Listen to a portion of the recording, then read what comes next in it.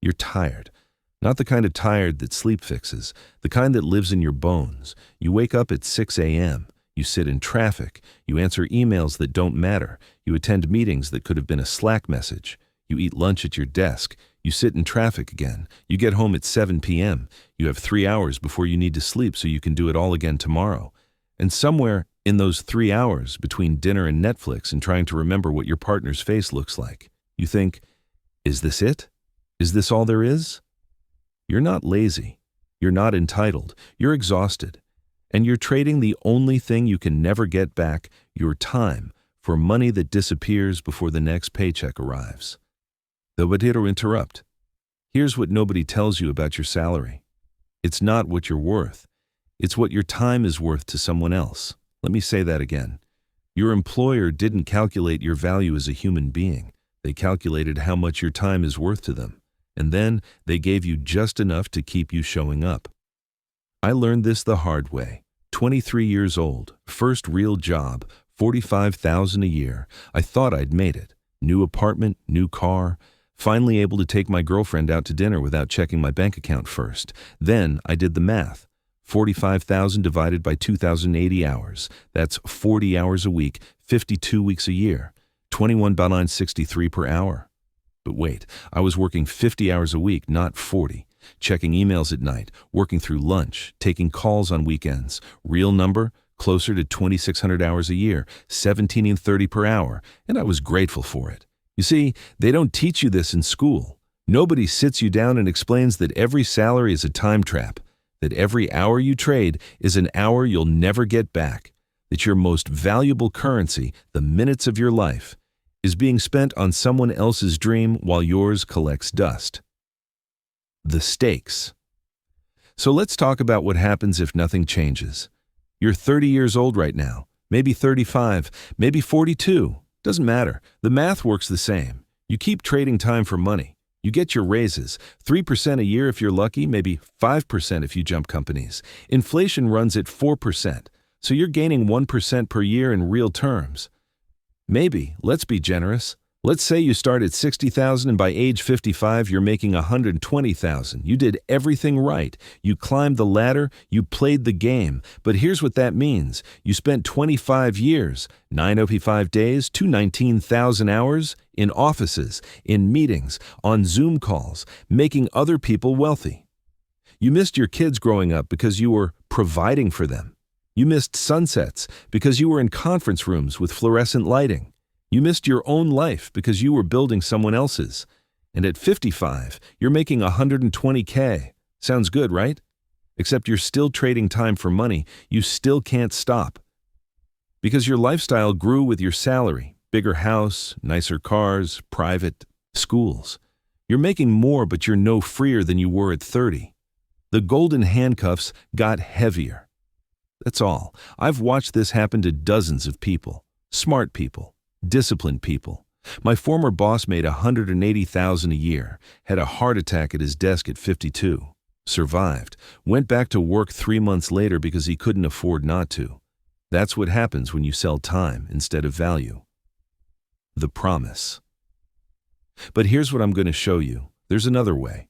A way where your income isn't tied to your hours, where money comes in while you sleep, where you can take a Tuesday off without asking permission or calculating what it costs you. I'm not talking about some crypto scheme or multi-level marketing hustle. I'm talking about a fundamental shift in how you think about money, about value, about what you're actually selling.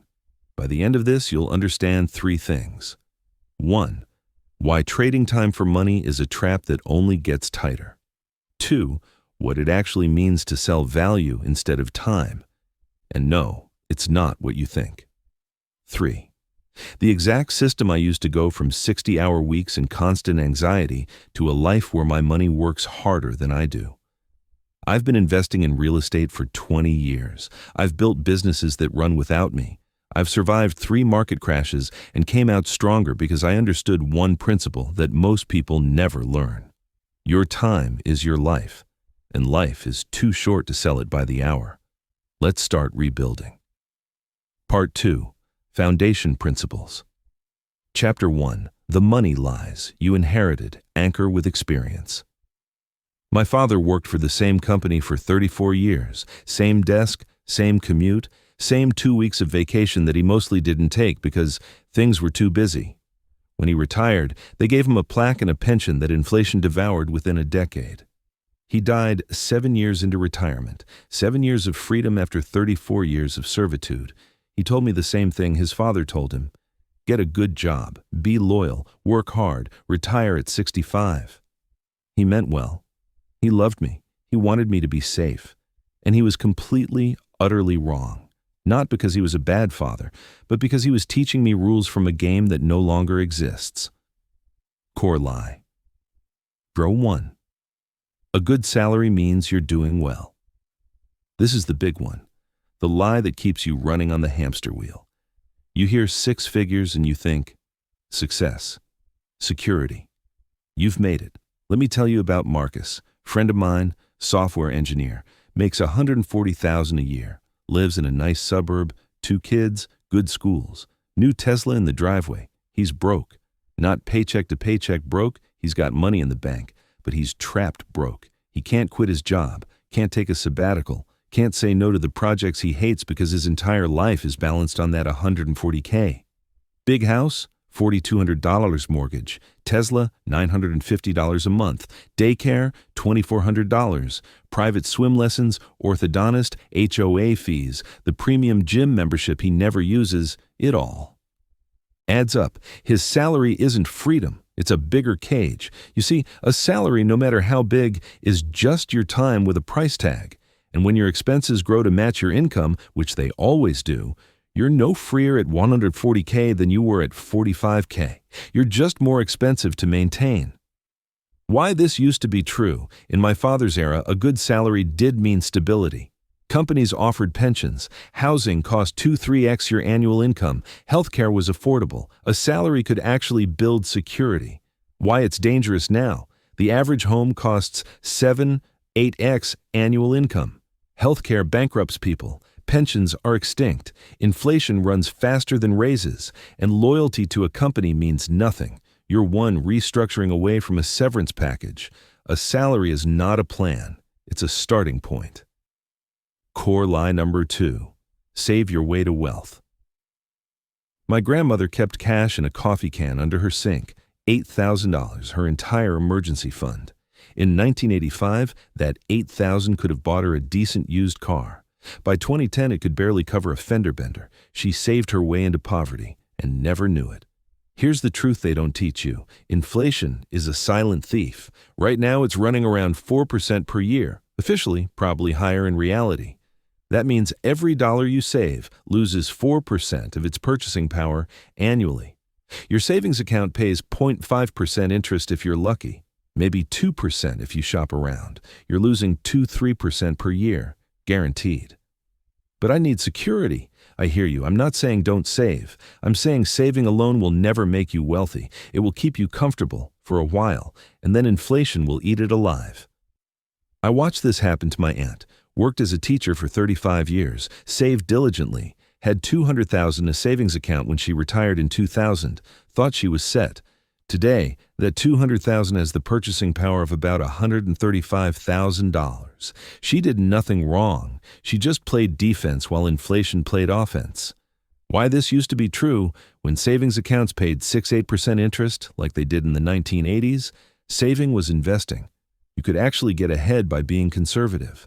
Why it's dangerous now, interest rates on savings are effectively zero. The real rate of return, after inflation, is deeply negative.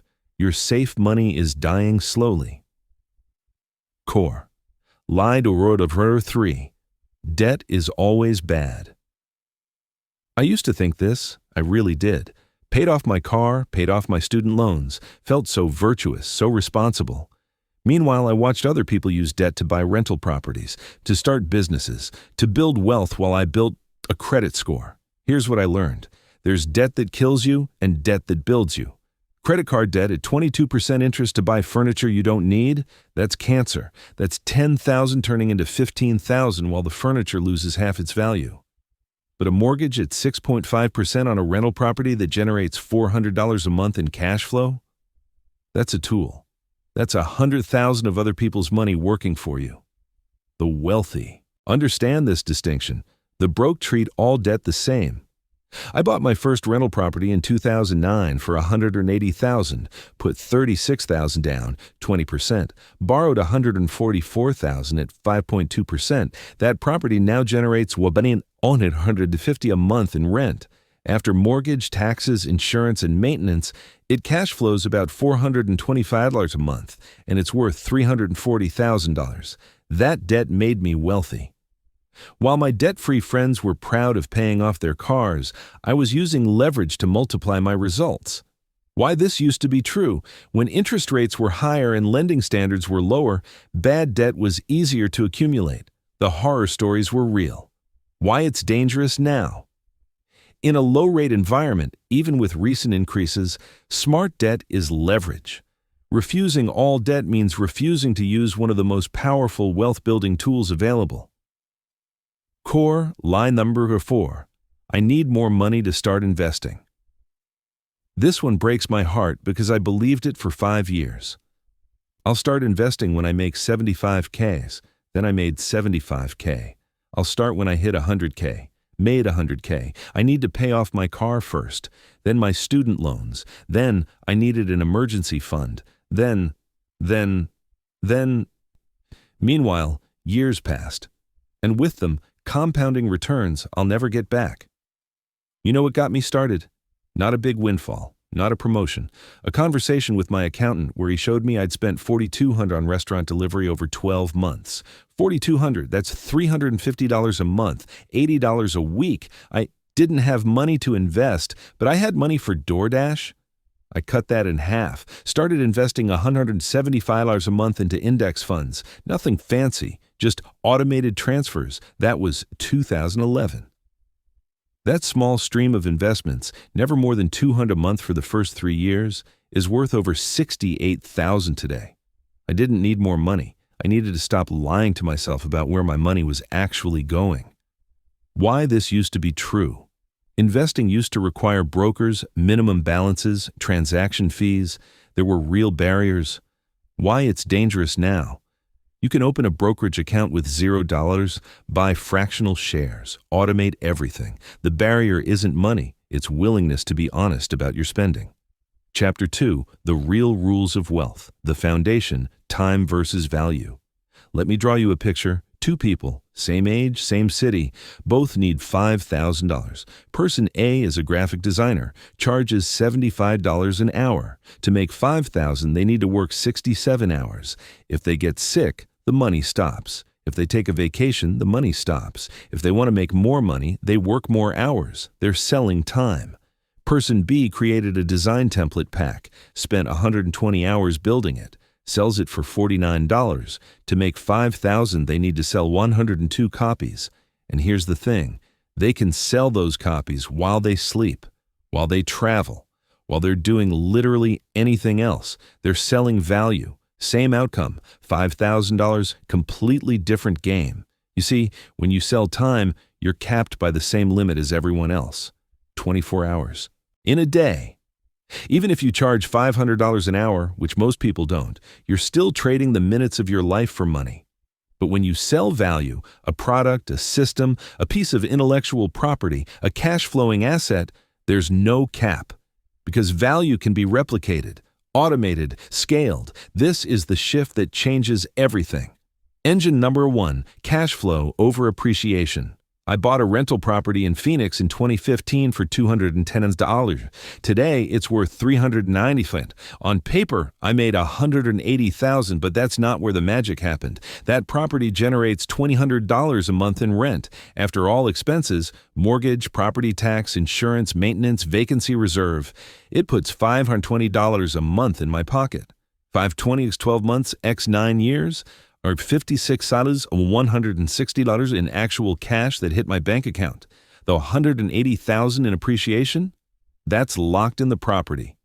I can't spend it, can't use it. It's just a number on Zillow until I sell or refinance. But that $56,160, that's bought groceries, paid for vacations, funded my next investment. That's real money that gave me real freedom.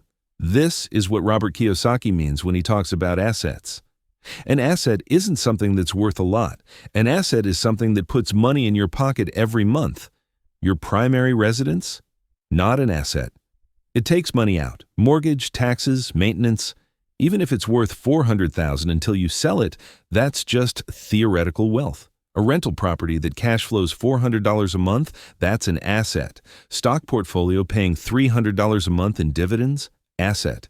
Online course generating $800 a month? Asset. Cash flow is freedom. Appreciation is nice. Learn the difference. Real example from my portfolio. I own 4 rental properties. Total value, about $1.1 million total cash flow. $2,340 per month after all expenses. That $2,340 is worth more to my daily life than the $1.1 million valuation. Because I can't pay my electric bill with equity, but I can pay it with cash flow. Engine number 2, time in market over timing market crashes. Everyone panics. My buddy Jason sells everything, takes his $80,000 retirement account to cash. I'll buy back in when things stabilize. I do nothing. Watch my account drop 38%, feel sick, but I keep contributing. $400 a month, like clockwork. 2010 things stabilize. Jason buys back in. He's got his $80,000 ready to invest. Feels smart that he avoided the crash.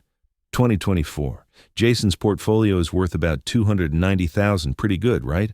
Mine is worth $410,000. Same contributions, same timeline. The difference? I stayed in the market, bought more shares when they were cheap, let time do the work while he was trying to be clever. This is the brutal truth about market timing. Almost nobody gets it right. Not professionals, not economists, not your buddy who called the last crash after it already happened. You know what works? Being in the market, staying in the market, continuing to invest even when it feels scary. I started investing in index funds in 2011, put in $150 a month for the first year. Nothing glamorous, just automated transfers every paycheck. Over 13 years, I've contributed about $67,000 total, increased contributions over time as income grew. Today, that portfolio is worth $186,000. The difference, $119,000, is compound growth. I didn't earn that. I didn't work for it. Time in the market created it while I lived my life. But here's the key. I had to be in the market to let time work. Every year you wait is compounding. You'll never get back. $1 invested at 25 becomes $21.72 by age 65, assuming 8% returns. The same dollar invested at 35?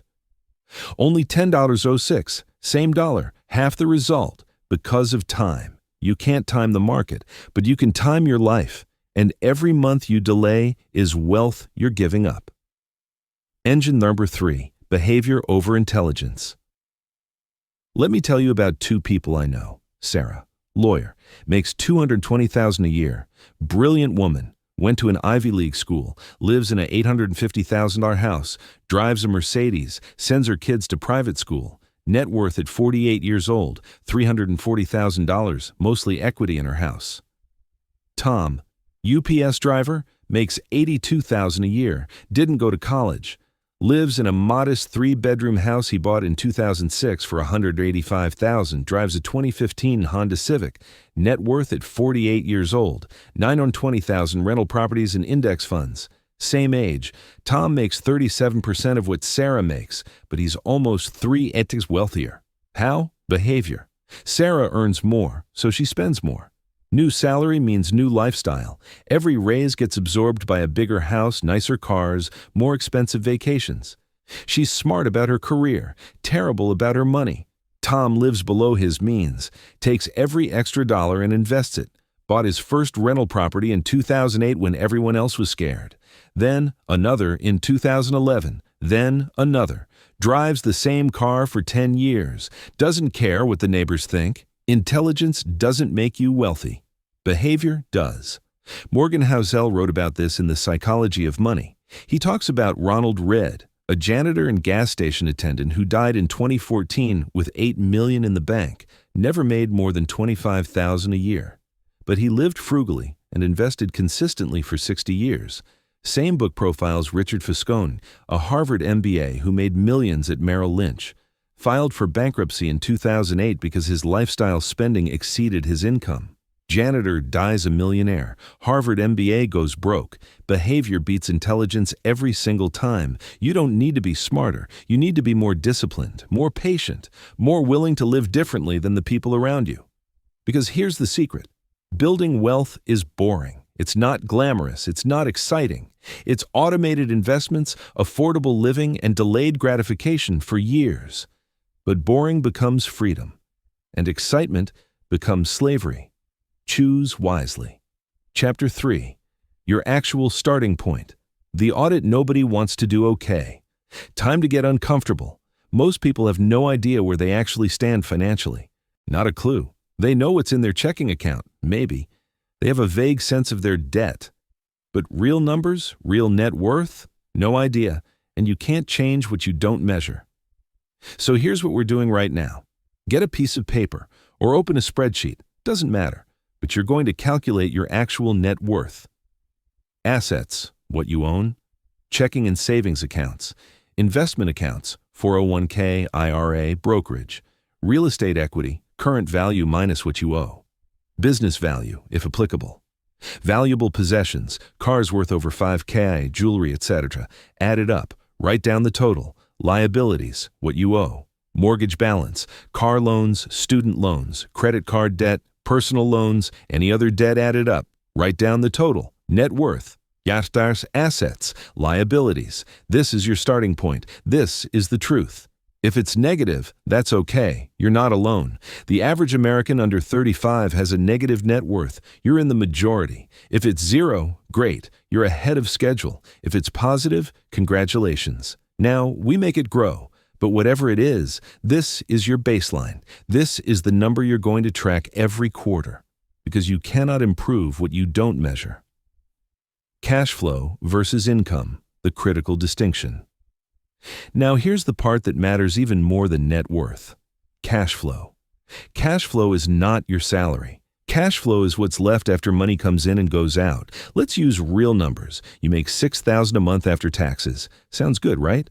But then, rent mortgage, $1,800 car payment, $450 insurance, car plus renter's mahar home, $280 groceries, $600 utilities, $200 phone, $85 internet, $60 subscriptions, Netflix, Spotify, gym, etc. $120 gas, $180 eating out, $400 random purchases, $350, that's $4,525 in expenses. Your cash flow, but now $175 a month. But most people don't save that $175. They spend it. New clothes, weekend trips, treating themselves.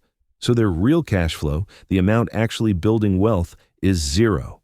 You can make $200,000 a year and have zero cash flow. You can make $50,000 and have $1,000 a month in cash flow. Income is what you earn. Cash flow is what you keep.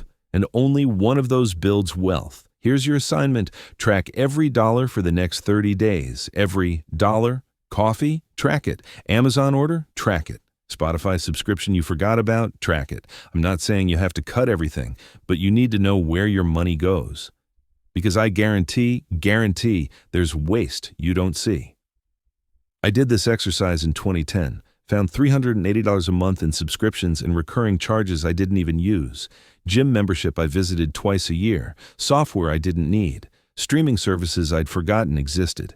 That's $4,560 a year. Invested at 8% over 14 years, that's $85,000. You're hemorrhaging wealth and you don't even know it. The lifestyle creep inventory. Last piece of the audit, and this one stings. Think back 5 years. What did you earn? Now think about what you spent money on then versus now. I did this recently. 5 years ago, I made about 60% of what I make today. Know what I had? A 1-bedroom apartment, a used car, a 30-month phone plan. I was happy. Today, I make more. Know what I have? A bigger apartment, a newer car, a 90-month phone plan with unlimited data I don't need. I'm not happier. I just have nicer stuff. That's lifestyle creep. Your income goes up, your expenses rise to meet it, and you end up no better off, just more expensive to maintain. The antidote? Lock your lifestyle. When you get a raise, don't upgrade your life. Upgrade your investments. Made an extra $800 a month from a promotion? Live like you didn't. Take that $800 and automate it straight into investments before you ever see it. This is how you escape the hamster wheel. You stop letting expenses chase income. You create a gap. And that gap becomes freedom. I know people making $60K who are building real wealth. And I know people making $180K who are trapped. The difference isn't the income. It's the gap between what they earn and what they spend. You want financial freedom? Stop trying to earn more so you can spend more. Start creating a gap so you can invest more. No judgment zone. If your numbers are ugly, that's fine. Really? Most millionaires started in debt. Most successful people began with negative net worth. Your starting point doesn't determine your ending point. I started with $38,000 in student loans and $2,400 in my checking account at age 24. Net worth, negative $3,500. Today, I'm financially free. Not because I earned some massive salary, but because I changed my behavior. The audit isn't about shame, it's about clarity. You're not broke because you're stupid. You're broke because nobody taught you, because you've been lied to about how money works, because you've been spending like an employee when you should have been thinking like an investor. But that changes today, because now you know where you stand, and you know what you need to do next. Part 3. The Wealth Operating System. Chapter 4. Defense. Stop the bleeding. The 4 hemorrhages. Before you can build wealth, you have to stop destroying it. Think of your finances like a boat with holes in the hull. You can bail water all day, earn more income, but until you plug the holes, you're still sinking. Most people have 4 major leaks. Let's plug them. Hemorrhage. Number 1. Phantom subscriptions. Pull up your bank and credit card statements from the last 3 months. Go line by line. How many recurring charges do you see that you forgot about, that you don't use, that you signed up for during a free trial and never canceled? I'll wait.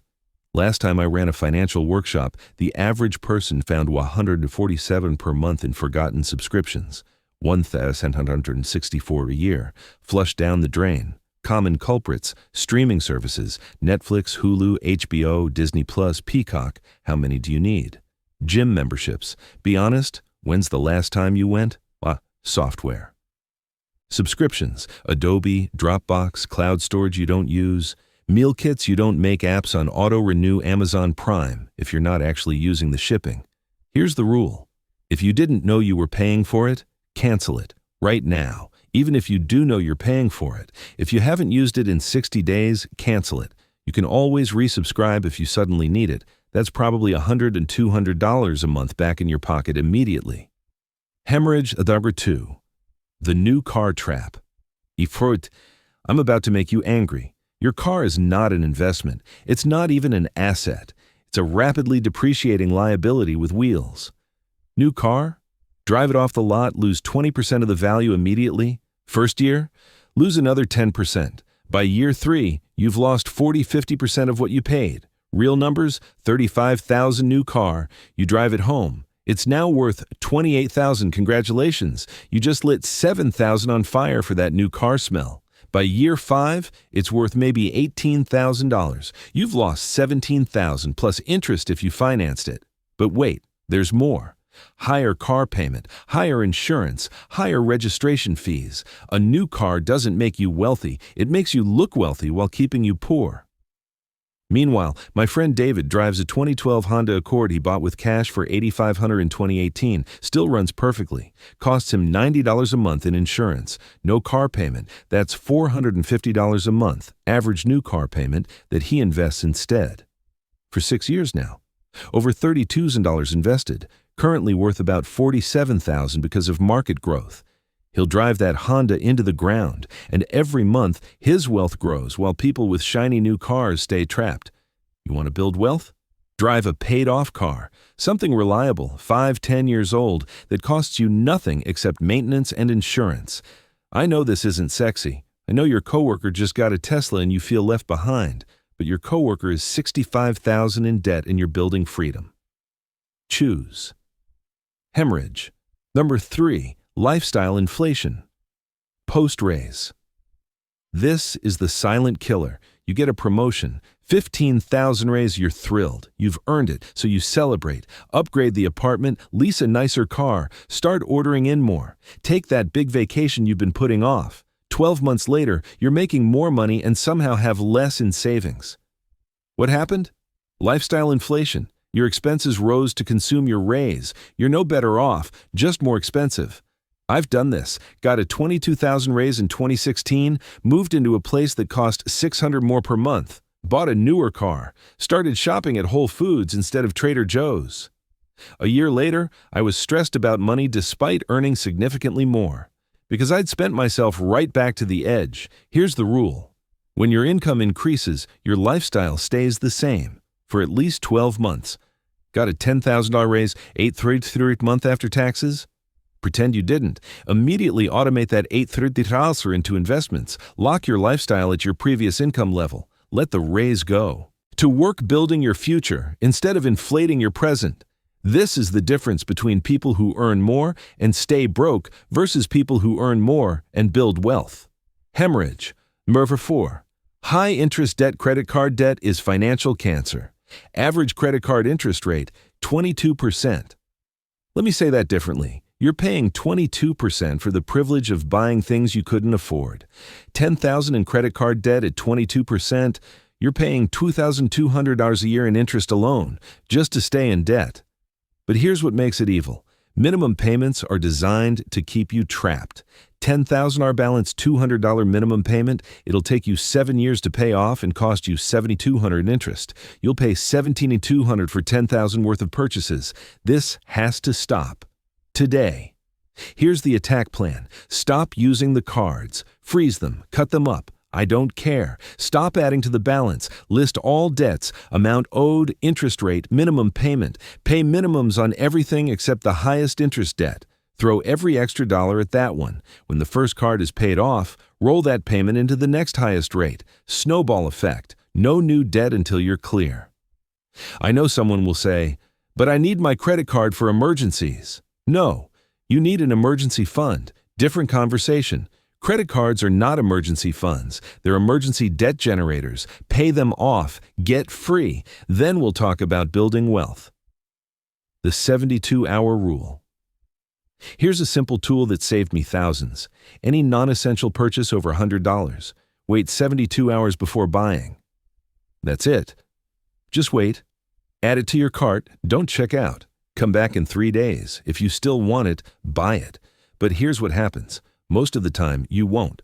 The dopamine wears off. You realize you don't actually need it. The urgency was manufactured. I wanted a $400 espresso machine. Put it in my cart. Waited 3 days, forgot about it. Turns out I didn't need boutique espresso, I just needed coffee. Saved $400, invested it. That was 8 years ago. That $400 is worth about $730 now. All because I waited 72 hours. This works because most spending is emotional, not logical. And we buy to feel something, excitement, status, comfort, control. But emotions fade. And if you give them space to fade, you make better decisions. Try it for 1 month. I promise you'll be shocked at how much you almost bought that you're now glad you didn't. The one account trick. This is tactical. But it works. Most people have one checking account where everything lives. Paycheck comes in, bills go out, spending happens. It's all mixed together. Chaos. Here's the system. Account 1. Income account, where paychecks deposit. Account 2, bills account, rent, utilities, insurance, recurring expenses only. Account 3, spending account, groceries, gas, discretionary. Account 4, wealth account, investments, never touched. On payday, money hits income account, automate transfer, 20%, wealth account, invested immediately, automate, transfer, 60%. Bills account, covers all fixed expenses. Automate transfer, 20%, spending account, everything else. Now your wealth is protected. It's gone before you can spend it. Your bills are covered automatically, and your spending account has clear boundaries. When it's empty, you're done spending until next paycheck. This creates forced discipline through structure. You can't accidentally spend your investment money. You can't borrow from your bills to buy something you want. The system protects you from yourself. I've used this since 2013. My wealth account has never been touched except to invest, because it's not part of my daily financial life. It's invisible, automatic, and that invisible, automatic money, that's what's building my freedom. Chapter 5. Offense, the Wealth Acceleration System, the 70-20-10 framework, adjusted for reality. You've plugged the leaks, now we build. Here's how you allocate every dollar that comes in. 70% living, not lifestyle. 20% wealth building, 10% growth and speculation. Let's break this down with real numbers. You make $5,000 a month after taxes, 70%, $3,500 living. This is rent, mortgage, utilities, groceries, transportation, insurance, basic necessities. Notice what's not here. New clothes, eating out, entertainment, vacations, subscriptions. This is bare bones living, the foundation. You can exist comfortably on this. If you can't fit your essentials into 70%, your lifestyle is too expensive. Either your housing costs too much or your definition of essential is too loose. 20%, $1,000, wealth building. This is freedom money. This is index fund contributions, real estate down payment savings, dividend-paying stocks business investment. This money is sacred. It never gets spent. It only grows. $1,000 a month invested at 8% return becomes $1.5 million in 30 years. This is your retirement, your financial independence, your escape velocity. Automate it. First thing every paycheck. Before you see it, it's gone, working for you. 10%, $500, growth and speculation. This is education, courses, books, coaching, skill development, calculated risks, crypto, individual stocks, startup investing, health, gym, therapy, supplements. This is money that invests in you or takes smart bets on asymmetric upside. Notice, entertainment, eating out, shopping, none of that is in this framework. That comes from what's left over in your living budget after essentials. But that's not realistic. I can't live on $3,500. Then you make adjustments. 75% living, 15% wealth, 10% growth if you're starting out, 65% living, 25% wealth, 10% growth if you're established, 60% living, 30% wealth, 10% growth if you're aggressive. The key is the habit, the discipline, the automatic wealth building that happens every single month regardless of how you feel. Index Fund Deep Dive. The boring path to wealth. Let's talk about the simplest, most proven way to build wealth. Index funds, specifically a total stock market index fund like VTSAX, Vanguard, or FSCAX, Fidelity. What is it? An index fund is a basket of stocks that tracks the entire market. When you buy one share of VTSAX, you own a tiny piece of 4,000 plus companies.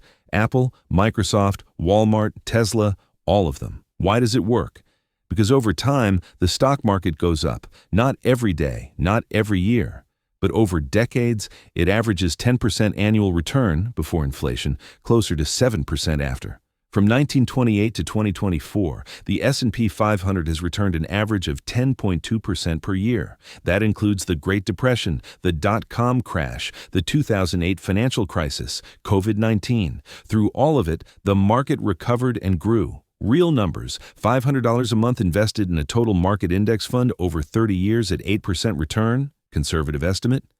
You $45,000. You contributed $180,000 of your own money. The market generated $565,000 in growth. Same $500 a month sitting in a savings account at 2% interest, $246,000. You lost $499,000 by staying safe. But what if I start at the top? This is everyone's fear. What if I invest right before a crash? Here's the truth. It doesn't matter as much as you think. Let's say you invested $10,000 in January 2007, right before the 2008 crash. Worst timing ever, right?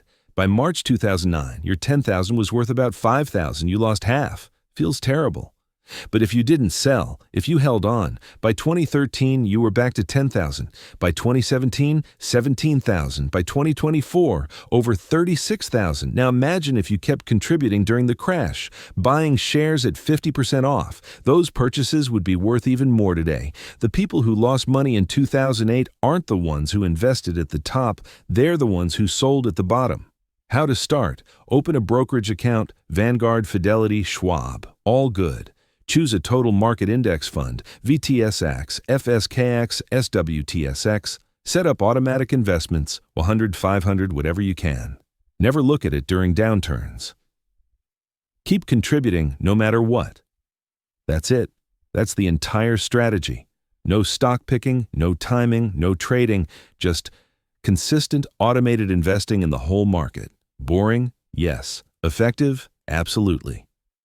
Real estate entry points. The ladder index funds are great, but real estate creates cash flow, and cash flow creates freedom faster. Here's how you get started at different capital levels. 5,000 or to 10,000 house hacking. You don't need 50K to invest in real estate. You need 5,000 in creativity. House hacking means buying a 2-4 unit property with an FHA loan, 3.5% down, living in one unit, renting out the others. Example, $300,000 fourplex. FHA loan requires $10,500 down. You live in one unit, let's say market rent is made on $200 month. You rent the other 3 units for $1,200 each, either $3,600 month income. Your mortgage, including taxes and insurance, is about $2,400 month. Cash flow, $3,600, $2,400, $200 month. But remember, you're living in one unit. So your housing cost? Zero. In fact, you're being paid $200 to live there. I did this in 2009. Bought a duplex for $180,000. Lived in one side, rented the other for $950. My mortgage was $100. Cost me $150 month to live there while building equity. Sold it 4 years later for $245,000, took the profit, bought a triplex. Repeated the process. House hacking isn't glamorous, but it's the fastest way to get into real estate with minimal capital. $20,000 or $50,000. First rental property. With $40,000, you can do a conventional 20% down payment on a $200,000 property. Let's use real numbers from a property I bought in 2018. Purchase price, $215,000 down payment, 20%, $43,000 loan, $172,000 to 4.8% monthly payment, principal, interest, taxes, insurance. $1,380 rent, $1,850 month vacancy reserve, $593 maintenance reserve, $593 property management if needed, $185 net cash flow, $1,850, $1,380, $185, $99 month. Wait, only $99 a month. That's nothing. Wrong. Let's look at the full picture. Cash flow, $99 month, $188 year principal paydown, $400 month to $4,800 year. Tenant is paying down your loan. Appreciation, conservative 3%, $6,450 year total annual return, $12,430 on a $43,000 investment, your 28.9% return. Show me a savings account that does that. Plus, in 30 years, that property is paid off. $1,850 month in pure cash flow. That's $22,200 a year from one property. $50,000 plus rent for his physical property. If you don't want to deal with tenants and toilets, there's another option. Real estate investment trusts, REITs. REITs are companies that own and manage real estate. You buy shares like stocks. They're required to pay out 90% of income as dividends. You get real estate exposure, cash flow through dividends without managing property. I own both, physical rental properties and REITs. The rentals provide higher returns and more control. The REITs provide passive income and liquidity. You don't have to choose one. Build both. The psychology of scaling. Here's what stops most people from building real wealth: identity. They see themselves as employees, as renters, as people who aren't good with money. You cannot build wealth that contradicts your identity. If you see yourself as someone who works for a living, you'll never build systems that work for you. If you see yourself as someone who doesn't take risks, you'll never invest in assets that grow. The shift has to happen internally first. I used to say, I'm not a business person. That identity kept me employed and broke for years. Then I started saying, I'm building multiple income streams. Same person, different identity, different results. Your brain will find evidence for whatever story you tell it. Tell it you're broke, you'll find reasons why building wealth is impossible. Tell it you're an investor, you'll find opportunities to invest. Change the story, watch your behavior, follow. Chapter 6. The Psychology Game. Why smart people stay broke. I know doctors making $350,000 a year who are one layoff away from bankruptcy. I know lawyers pulling $275,000 who can't afford to retire. I know engineers with $180,000 salaries and negative net worth. It's not that they're dumb. They're not. They're incredibly intelligent. They're just smart about the wrong things. They're smart about their careers, terrible about their money. And here's why. The comparison trap. You make $120,000. That's good money. You should be comfortable. But your coworker just bought a Tesla. Your neighbor renovated their kitchen. Your college friend posts vacation photos from Italy. Suddenly, $120,000 feels like not enough. So you upgrade. New car, kitchen remodel, European vacation. Because you deserve it. Because you work hard. And now your $120,000 is gone. And you're stressed and you're not building wealth. This is the game nobody talks about. The people who look wealthy usually aren't. And the people who are wealthy usually don't look it. The Tesla, financed, the kitchen, home equity loan, the vacation, credit card, they're performing wealth. You're seeing the costume, not the reality. Meanwhile, the actual millionaire next door is driving a 10-year-old Camry and wearing jeans from Costco. Social media is a curated highlight reel designed to make you feel inadequate, and inadequacy makes you spend money to prove something to people who don't care. The 100K Club paradox. There's this weird threshold around $100,000 in income. Below it, people are forced to be frugal. They have to budget. They have to make choices. They can't afford to be careless. But once you cross 100K, especially if you hit 120K, 150K, 200K, something shifts. You stop tracking expenses. You stop budgeting. You figure, I make good money. I can afford this. And you're right. You can afford it. You just can't afford it and build wealth at the same time. I've watched this happen over and over. Someone making $75K is diligent, careful, saves $800 a month. They get promoted to $130K. Suddenly they're saving $300 a month. Because lifestyle inflated faster than income, they're making 73% more and saving 62% less. The 100K club isn't a marker of success. It's often where discipline dies. Delayed gratification in a dopamine economy. Here's the problem with building wealth. It's slow. It's boring. It doesn't provide immediate feedback, but everything else in modern life does. Order food, arrives in 30 minutes. Buy something online, arrives tomorrow. Swipe your credit card, instant gratification, delayed pain. Your brain is wired for immediate rewards. It struggles with actions that pay off in 10 years. Investing $500 today doesn't feel like anything. But buying a $500 watch feels great. Immediately. Your brain learns. Spending a chakra happiness. Saving showers nothing. And so you spend. And you justify it. Life's short. You can't take it with you. I work hard. I deserve this. All true. And all completely irrelevant to building wealth. The people who get wealthy are the ones who can delay gratification. Who can invest $500 and feel good about the person they're becoming, not the thing they're buying. This is a muscle. You have to train it. Start small. Instead of buying that $80 thing you want, invest it. Notice that nothing bad happens. Do it again and again. Over time, you rewire your brain. Delayed gratification becomes its own reward. The identity shift. From consumer to investor. There are two types of people in the world. Consumers, they ask, can I afford this? Investors, they ask, will this make me money? Consumers see money as something to spend. Investors see money as something to multiply. Consumers buy cars, clothes, gadgets. Investors buy assets, education, equity. You don't become wealthy by consuming more. You become wealthy by investing more. And it starts with how you see yourself. I used to be a consumer. Every paycheck I'd think, what can I buy? New shoes, new tech, new experiences. I was spending my potential. Then I shifted, started asking different questions. Instead of, can I afford this? What else could I do with this money? Instead of, I deserve this. Will this move me forward? Instead of, I need this. Is this an asset or a liability? Same money, different questions, different results. Now, when I see a $300 purchase, I don't see $300. I see $300 invested over 30 years, eager $3,300 a month toward a rental property down payment, $300 toward financial freedom. The purchase isn't just $300, it's the opportunity cost of what that money could become. When you start seeing money as an investment tool instead of a spending tool, everything changes. The pay yourself first mindset.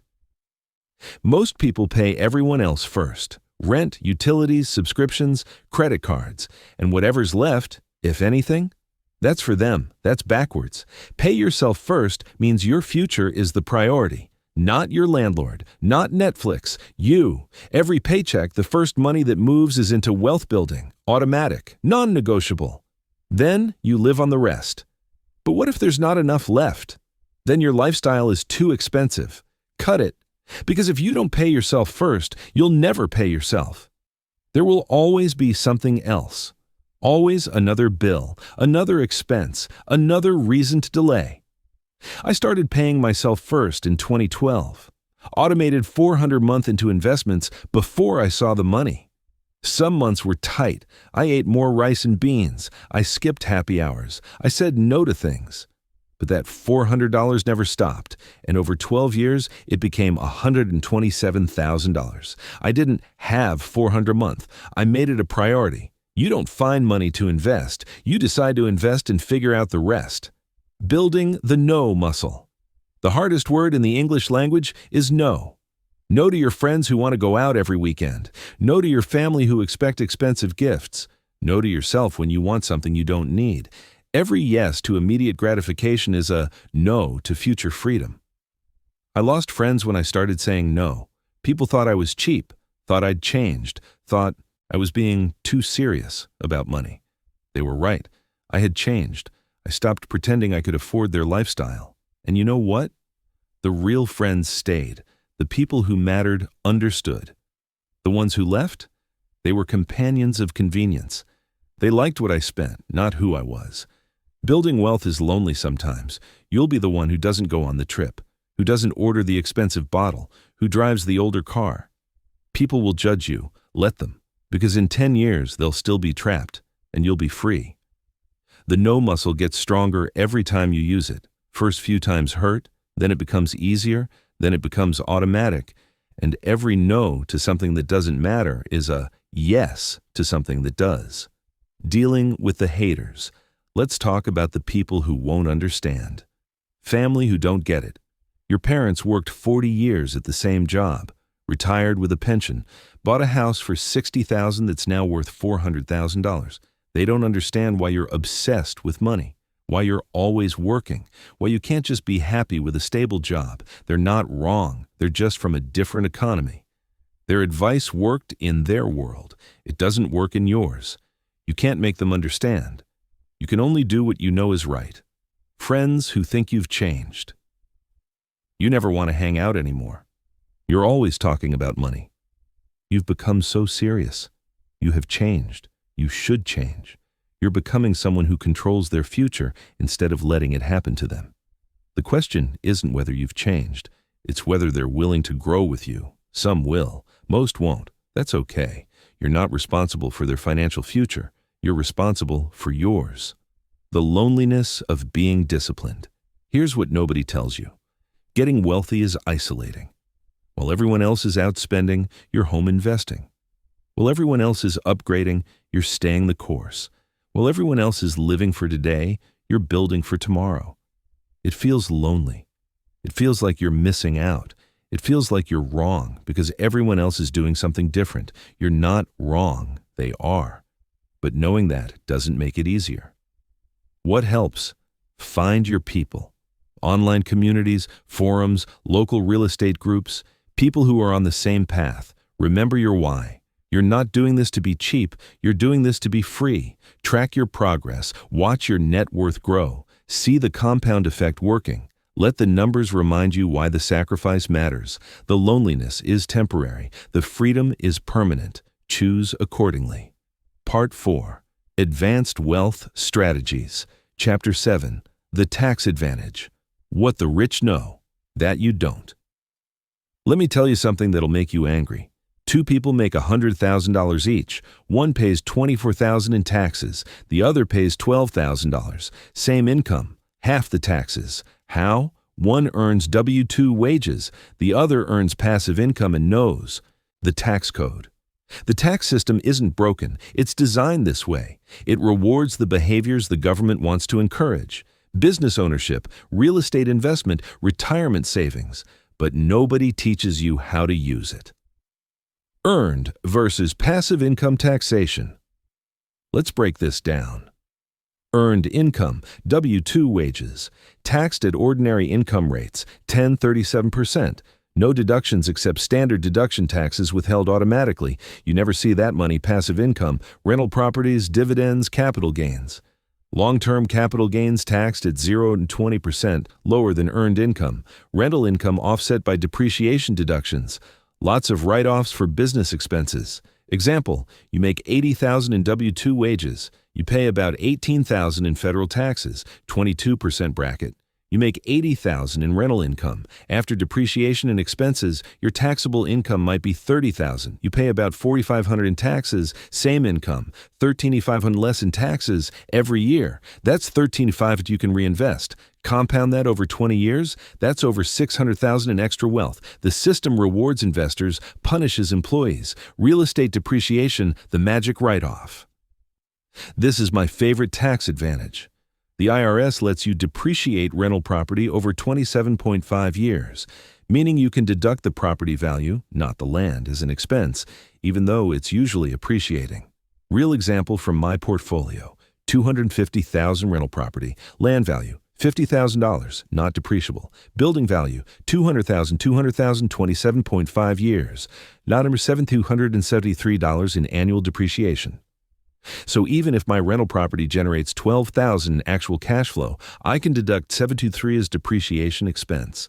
Taxable income, $12,723. 4.07, I made $12,000. I'm only taxed on 4.77. I'm paying tax on 39% of my actual income. And here's the beautiful part. When you sell, there are strategies, 1031 exchange, to defer those taxes indefinitely. The tax code is written to favor real estate investors. You might as well use it. 401k, IRA strategy, traditional versus Roth. Both are powerful, but they work differently. Traditional 401k, IRA. Contributions are pre-tax. Reduce your taxable income now. Money grows tax-free. Pay taxes when you withdraw in retirement. Roth 401k, IRA. Contributions are after tax. No deduction now. Money grows tax-free. Withdrawals in retirement are completely tax-free. Which one? Depends on your tax bracket now versus later. If you're in a high bracket now, 32% plus, and expect to be in a lower bracket in retirement, traditional wins. You save 32% now, pay 22% later. If you're in a low bracket now, 22%, and expect to earn more later, Roth wins. You pay 22% now, never pay taxes again. I do both. Traditional 401k, up to employer match, free money. Then max out Roth IRA, 7,000 year. Then back to traditional 401k if I have more to contribute, not tax evasion, tax optimization. I need to be clear, I'm not talking about hiding money. I'm talking about using legal strategies the IRS literally designed for you to use. S-Corp for side hustlers.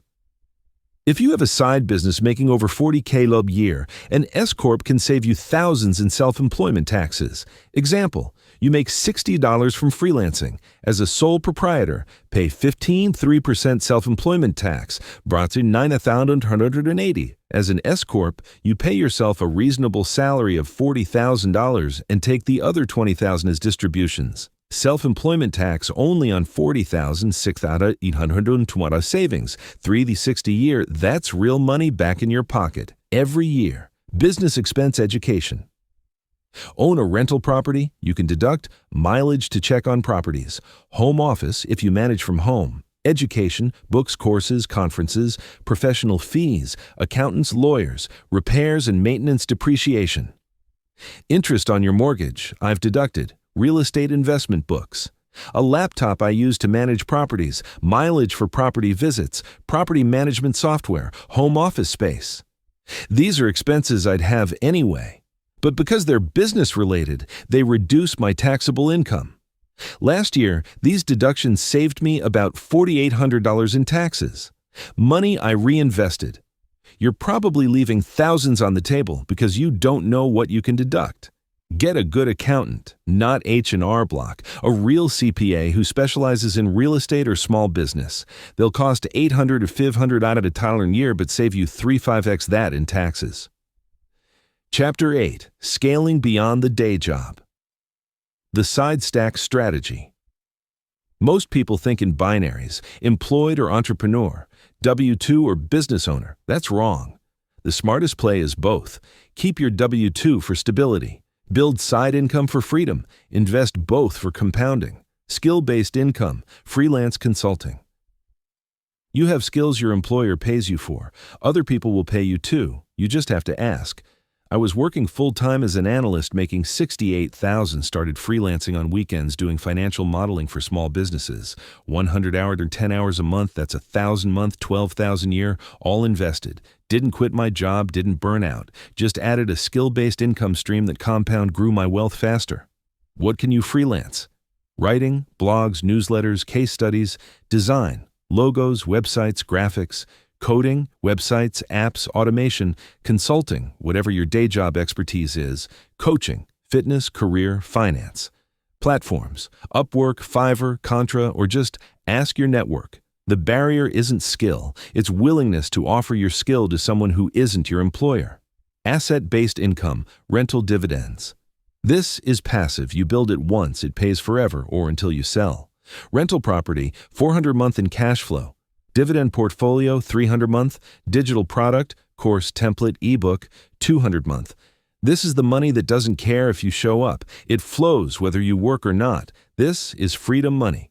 Why you need both. Skill-based income scales with your effort. More hours, more money. It has a ceiling, your time. Asset-based income scales without you. No effort, still get. Paid. It compounds. You need skill-based income to generate capital quickly. You need asset-based income to build lasting wealth. Together, they create a financial flywheel. W-2 job funds your life and retirement accounts. Freelance consulting generates extra capital. Extra capital buys cash-flowing assets. Cash-flowing assets reduce reliance on W-2 repeat until assets replace W-2 income. That's the path. The 10K month blueprint. Let's make this concrete. How do you get to $10,000 a month in total income? Here's a realistic stack. 2 rental properties, $200 a month each. Pause, $24 a month each property required about $40K down payment. You saved for 3-4 years. You house hacked the first one to accelerate savings. Index fund portfolio, $300 a month in dividends, $150,000 invested portfolio with 2.4% dividend yield. You built this through consistent contributions over 10 years. 1 consulting client, $1,500 a month. You freelance 8-10 hours a month doing what you already do at your day job. Weekends, evenings, part-time. W-2, $5,000 a month. You don't need the high-stress $120K job anymore. You take a part-time or lower-stress role making $60K that gives you time and flexibility. Total, $19,200 a month, close enough to $10K. This is diversified. If you lose your W-2, you've still got $4,200 coming in. If a rental goes vacant, you've still got $8,000. If the market drops and dividends shrink, you've still got $800-900. You're not fragile. You're anti-fragile. And here's the thing. This isn't theoretical. This is my actual financial structure with slightly different numbers. I sleep well at night because I'm not dependent on any single source of income. I have options, flexibility, freedom. When to quit your job, the real criteria. Everyone wants to quit their job. Few should. Quitting your job is not a goal. Freedom is the goal. Sometimes your job funds your freedom. Sometimes it blocks it. Here's when you actually quit.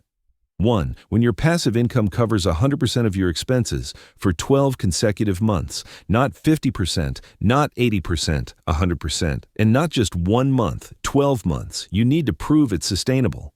2. When you have 12 months of expenses in cash reserves, things go wrong, markets drop, tenants leave, you need a cushion. 3. When your net worth is at least 5x your annual expenses. If you spend 50K each year, you should have at least 250K in net worth before quitting. Why? Because early retirement studies show the safe withdrawal rate is 4%, so you need 25x your annual expenses to truly be financially independent. At 5x, you're 20% there. It's a safety margin. 4. When quitting increases your earning potential, not just your happiness. Quitting to travel the world? Probably a bad idea. Quitting to build a business that could 10x your income? Maybe smart. Quitting because you hate your boss? Expensive mistake. I quit my W-2 job in 2019, but I didn't quit working. I quit trading time for money in someone else's system. My passive income was covering 110% of my expenses. I had $80,000 in cash. My net worth was over $600K. And I had business opportunities that required my full attention. Quitting was the next logical step, not an emotional escape. If you're thinking about quitting, ask yourself, am I running from something or toward something? Running from your job? Don't quit. Build until you don't need it. Running toward financial freedom? Quit when the numbers say you can. Part 5. Market Realities and Protection, Chapter 9. Bear markets, crashes, and you. The 3 crashes I've survived. Let me tell you what it's actually like when the market crashes. Not theory, not hindsight. The real in-the-moment experience. 2008, the housing crisis. I was 26. Had been investing for 2 years. My portfolio was small, maybe $18,000, but I'd worked hard for that money. In October 2008, I watched it drop to 11 and 38% loss. In weeks, I couldn't sleep. Every morning I'd check my account and it was worse. Every article said we were heading for another Great Depression. My friends were selling. My dad told me to get out before you lose everything. I was terrified. But I didn't sell. Not because I was brave, because I was too paralyzed to act. And that paralysis saved me. By 2011, my account was back over $18,000. By 2013, it was $30,000 with continued contributions. Today, that original $18,000 I almost sold, worth over $90,000. If I'd sold, I'd have locked in the loss, and I probably wouldn't have bought back in. 2020, COVID-19, crash March 2020. Market drops 34% in 4 weeks, fastest crash in history. This time I had a lot more money invested, 6 figures. Watching it drop $30,000 in a week was nauseating, but I'd been through 2008. I knew how this worked. I didn't sell. In fact, I bought more. Took cash sitting on the sidelines and invested it while everything was on sale. By August, the market had fully recovered. By December, I was up significantly from pre-crash levels. The people who sold in March missed the entire recovery. They sold low, bought back high, if they bought back at all, and lost years of gains. What these crashes taught me: markets crash. That's not a risk, it's a feature. On average, the market has a 10% plus correction every 1-2 years, a 20% plus bear market every 3-5 years, a 30% plus crash every 10-15 years. This will happen. The only question is whether you'll panic or profit. The crash playbook. Here's what you do when the market drops 20, 30, 40%. Step 1. Do nothing seriously. The first move is no move. Don't check your accounts daily. Don't read headlines. Don't watch financial news. Panic is contagious, and when everyone's panicking, you need to insulate yourself from the noise. Step 2. Keep contributing. Your automated investments should continue, no matter what. In fact, if you have extra cash, this is when you should increase contributions. Why?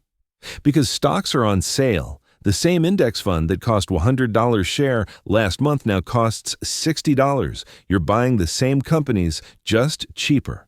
Step 3. Remember your timeline. If you're 30 and planning to retire at 60, you have 30 years for this to recover. Every major crash in history has recovered within 3-5 years, and then gone on to hit new highs. The only way you lose money is if you sell at the bottom or if you need the money during the crash. Which brings us to Step 4. Cash reserves. This is why you need 6-12 months of expenses in cash, not invested. Cash. Because when the market crashes and your car breaks down and you need $3,000, you don't want to sell investments at a 30% loss. Cash reserves mean you never have to sell at the bottom. I keep $25,000 in a high-yield savings account. It earns almost nothing. That's okay. It's insurance. During COVID, when my rental property went vacant for 2 months, I didn't have to sell investments to cover the mortgage. I used cash reserves. Cash is not for building wealth. Cash is for surviving volatility. Step 5. The blood in the streets moment. There's an old investing saying, buy when there's blood in the streets, meaning when everyone is terrified, when the news is apocalyptic, when your friends are selling everything, that's when you buy. I'm not saying time the bottom. You can't. Nobody can. But when everyone is screaming that the world is ending, that's probably a good time to invest extra if you have it. March 2020, I invested an extra $10,000 during the panic, bought at prices I'll probably never see again. That $10,000 is now worth about $19,000. Fear creates opportunity if you have the cash and the courage to act. Real estate downturns. Real estate crashes differently than stocks, slower, stickier, vacancy risk mitigation. Even in strong markets, properties go vacant. Tenant moves out, you need to find a new one. That's 1 to 2 months of lost rent. In a downturn, it can be longer. My protection, vacancy reserve. I set aside 5% of rent every month. That builds a cushion. Multiple properties. If one goes vacant, the others cover it. Good locations. I buy in areas with strong job markets and population growth. These markets recover faster. Refinancing strategies. When interest rates drop, like they did during COVID, refinancing can save thousands. I refinanced 2 properties in 2020-2021. Property 1 went from 5% to 3.2%, saved $340 a month. Property 2 went from 6% to 3.5%, saved $280 a month. That's $7,040 a year in increased cash flow just from refinancing. In a downturn, if you can refinance to lower your payment and increase cash flow, you make the property more resilient. When to hold, when to sell. Hold if the property still cash flows, even if value dropped. The location has strong fundamentals. You don't need the cash immediately. Sell if you're losing money every month and can't cover it. The area is in permanent decline, not just a temporary downturn. You have a better opportunity and need. The capital I held everything through 2008-2011. Values dropped 30-40%, but they all cash flowed, so I waited. By 2015, values had recovered. By 2020, they doubled. Patience wins in real estate. Chapter 10. Inflation, interest rates, and your money. The silent thief. Inflation is the most misunderstood force in personal finance. Everyone focuses on crashes. What if the market drops 40%? Meanwhile, inflation quietly steals 3% every single year, and nobody panics. Here's what inflation actually does. $100 today will buy what $97 buys next year. $100 today will buy what $88 buys in 3 years. $100 today will buy what $67 buys in 10 years at 4% inflation. Your dollar loses a third of its value every decade, and you don't even notice because it's slow and steady. Real inflation versus reported CPI. The government says inflation is running at 3-4%. That's the Consumer Price Index, CPI. But CPI doesn't include housing appreciation, just rent, which lags. Healthcare, seriously understated. Education, college tuition up 180% since 2000. Food, real experience versus reported numbers. Real inflation, what you actually experience, is probably 5 to 7% per year, which means cash loses value even faster than the official numbers suggest. Why cash loses value? Sitting still, your savings account pays maybe 2% interest if you're lucky and shop around. Inflation runs at 4 to 5%. You're losing 2 to 3% per year in real purchasing power. $50,000 in savings today, $46,500 in real value next year. $43,000 into it in 2 years. You did nothing wrong. You were safe. And you lost $6,800 in purchasing power. This is why the wealthy don't hold cash long term. They hold assets that appreciate faster than inflation. The 7% rental increase strategy. Here's the beautiful thing about rental real estate in an inflationary environment. Rents go up. I raise rents 3-5% every year, market dependent. Sometimes more if the market supports it. Property I bought in 2015. Rent was $600 a month. Today, rent is $2,400 a month. That's a 50% increase in 9 years. My mortgage, still the same. Original cash flow, 380 month. Current cash flow, 180 month. Inflation destroyed the value of my mortgage, fixed debt gets cheaper over time, and increased my income. Real estate is an inflation hedge. Playing the rate game, interest rates affect everything. Mortgages, car loans, credit cards, savings accounts. Right now, 2025, rates are elevated. 30-year mortgages around 6.57%. That's high compared to the 3% rates of 2020-2021. People say, I can't buy real estate now. Rates are too high. Wrong perspective. Fixed rate mortgages in high rate environments. Yes, 7% is higher than 3%, but it's low compared to history. In the 1980s, mortgages were 15 to 18%. And here's what matters. If you lock in a fixed rate now and inflation continues, that rate gets cheaper over time. Let's say you borrow $200,000 at 7% today. In 10 years, with inflation, that $200,000 debt has the purchasing power of maybe $130,000. Your payment stays the same.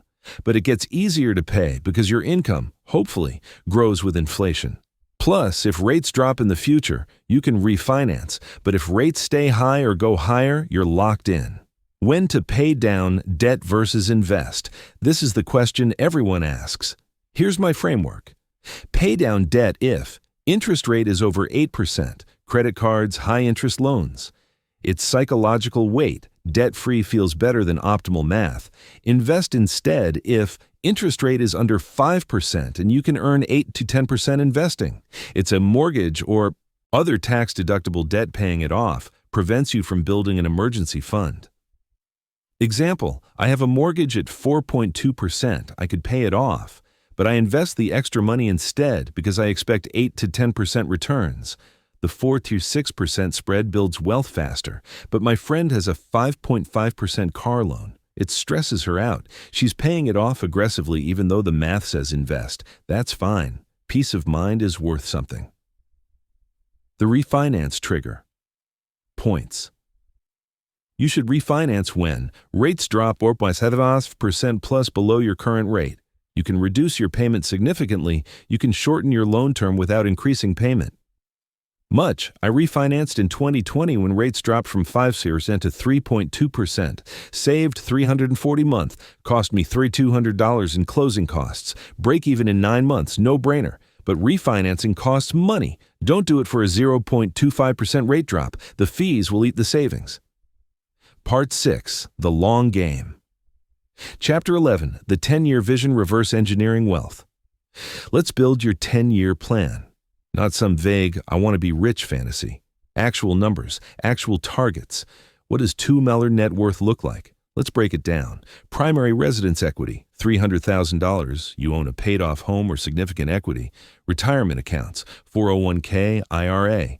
600,000 brokerage index funds, 400,000 rental real estate equity, plus cash flow, 700,000 total, $2 million. That's not rich, but it's financially independent. It's freedom. At 4% safe withdrawal rate, that's $80,000 a year in passive income without working. Plus, whatever your rental cash flow generates could be another $2,000, $3,000 a month. You're done. You never have to work for money again. Now let's reverse engineer it. Breaking it into yearly targets.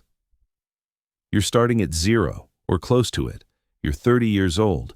You want $2 million by 40. 2 million in 10 years, or 200K average annual growth, but it doesn't work linearly. Because of compounding, the growth accelerates. Here's what it actually looks like. Year 123, accumulation. Phase, net worth, $0, $100,000. Focus, save aggressively, cut expenses, build emergency fund. You're contributing $3 to $4 per month across all investments. Bought first rental property, house hack with 15K down. Year 47, multiplication phase.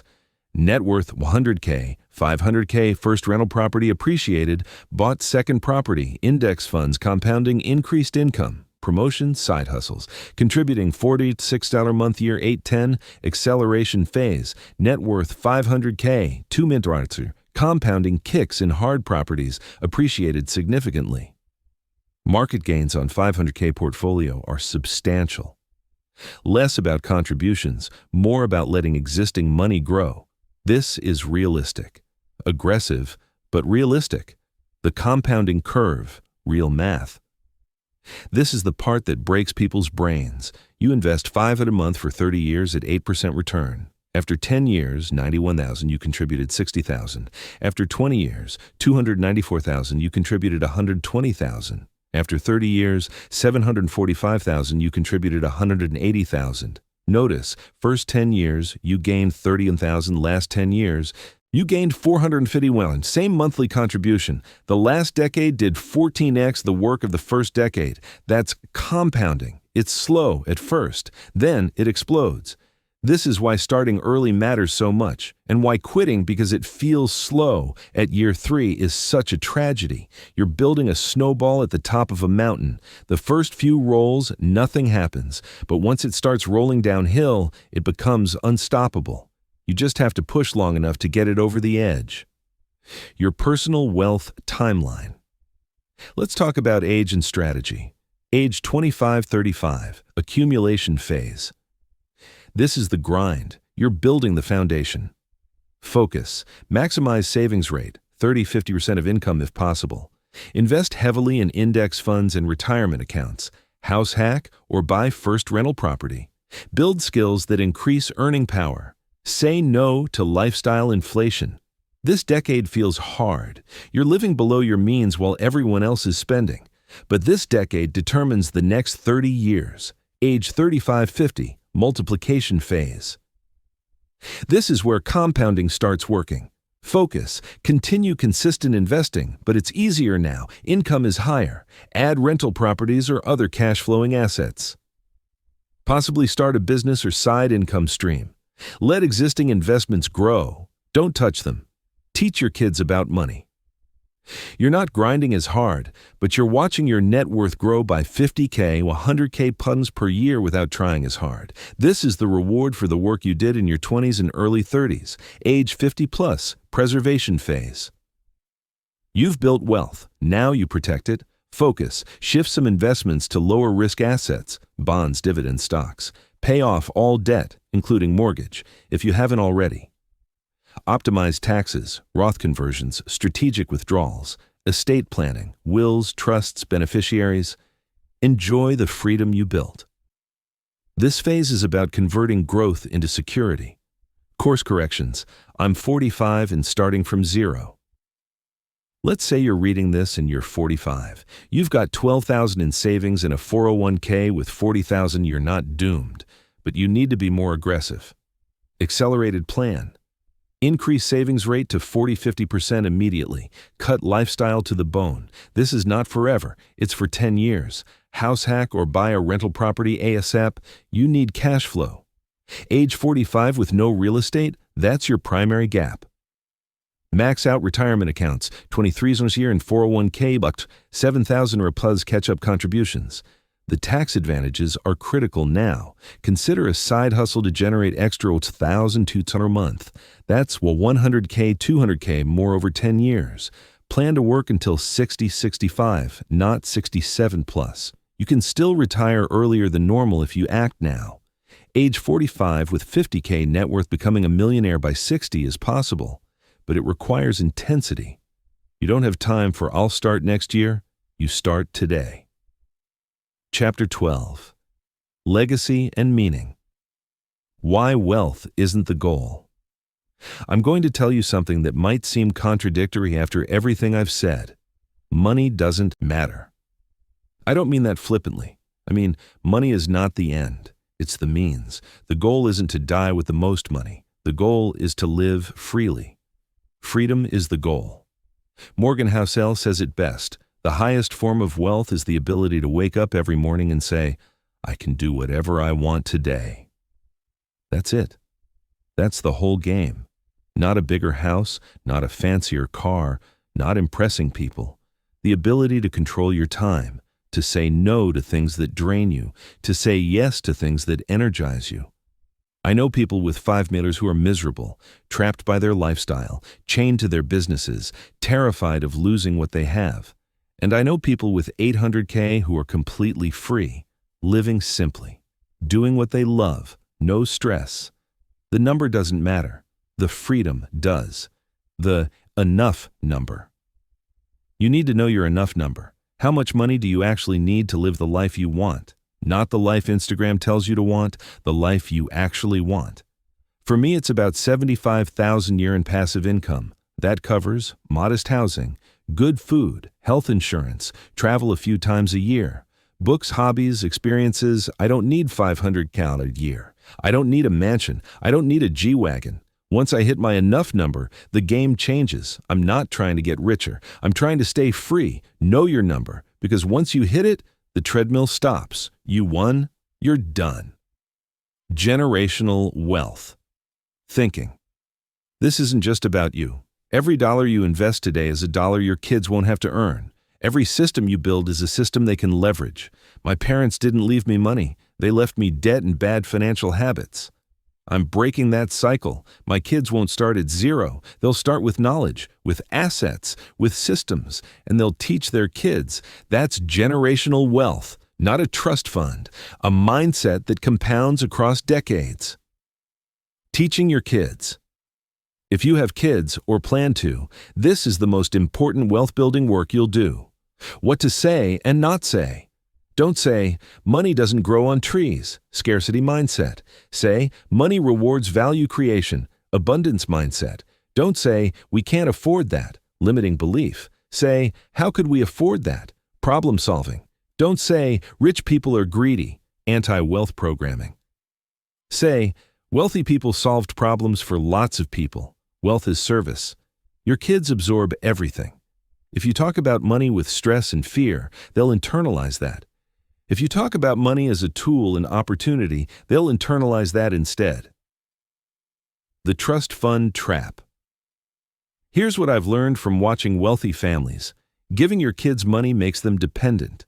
Teaching your kids about money makes them wealthy. I'm not leaving my kids a giant inheritance to spend. I'm teaching them to build their own wealth using the systems I created.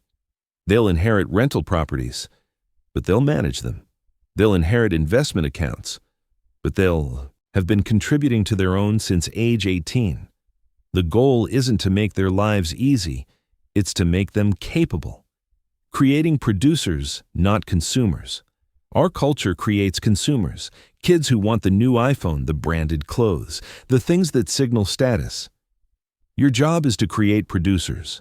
Kids who ask, how is this made? Or instead of, can I have this? Teach them that money comes from solving problems, that assets are better than stuff, that freedom is better than luxury. That time is the ultimate wealth. Start young.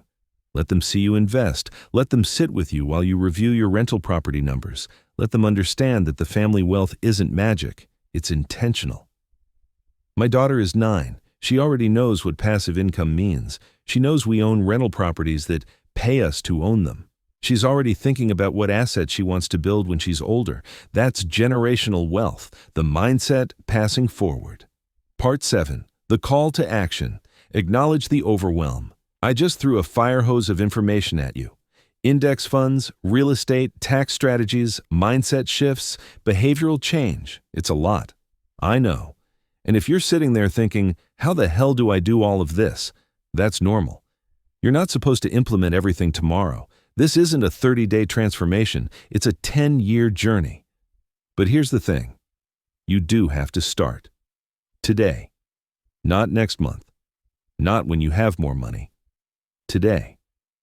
Because every day you delay is compounding you'll never get back. The first 3. Moves. Forget everything else for a second. Just do these 3 things in the next 7 days. Move. 1. Calculate your real net worth. Tonight, get a piece of paper, open a spreadsheet, whatever, assets, liabilities, net worth. Write it down. This is your starting point. You'll look back on this number in 5 years and be shocked at how far you've come. Move 2. Open a brokerage account. This week, Vanguard, Fidelity, Schwab. Pick one. Doesn't matter which. Open an account. Link your bank account. Set up an automatic investment.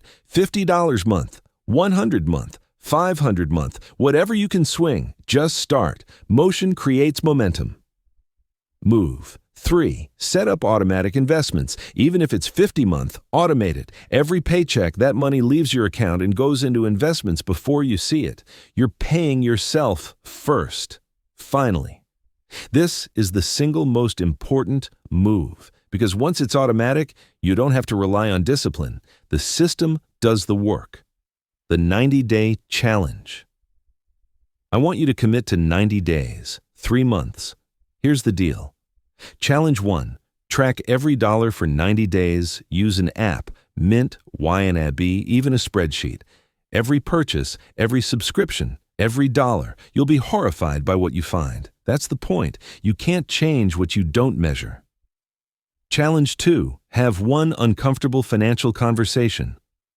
Talk to your partner about money, about goals, about spending, about what freedom actually looks like.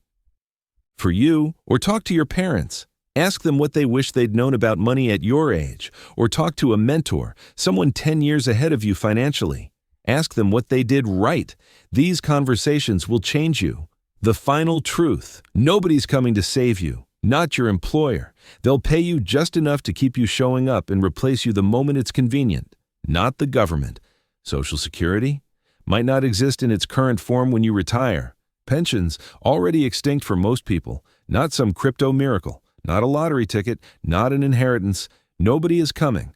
But here's the beautiful, terrifying truth. You don't need saving. You need a plan. And now you have one.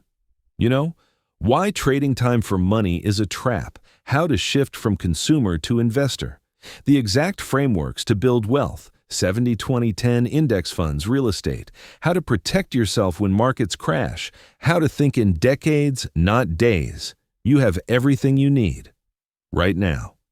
The only question is, will you act? Or will you close this, feel inspired for 20 minutes, and go back to living the way you've always lived?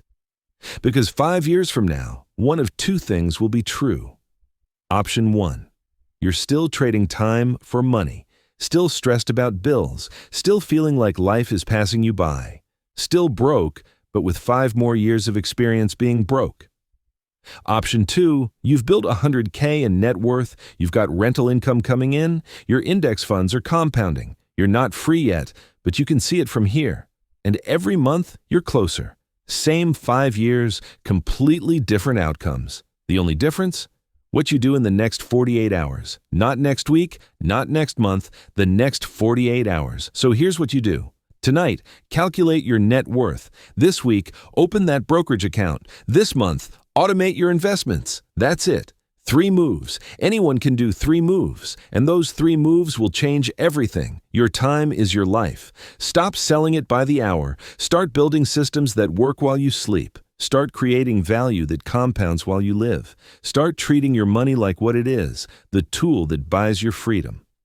I'm done talking. Now it's your turn. See you at the top.